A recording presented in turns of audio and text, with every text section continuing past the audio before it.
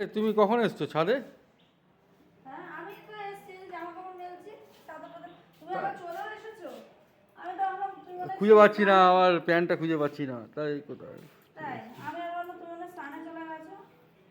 মনে হয় একটু হোমওয়ার্ক নিয়ে বসলো, আমি বললাম তাহলে জামা কাপড়টা মেলে দিয়ে আসি গা।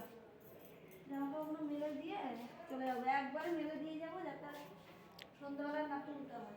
নিচে দিলে 14 বার তুলতে হবে তো, হুম। ওই জন্য একবারে দিয়ে যাচ্ছি। কিন্তু এত উঁচুতে উঠে আসতে পা লেগে যায় জামা কাপড় নিয়ে।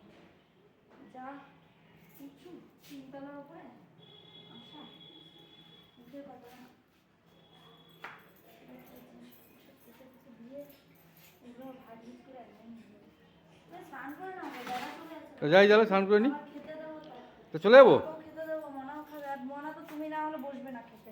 ওর আবার এই একটা ইয়ে। ও 3টে তা 3:30 বেজে যাবে, তাও বাবা আসুক তারপরে খেতে বসবো। তার আগে তো ও বসবে না। মিলে নাও, হ্যাঁ?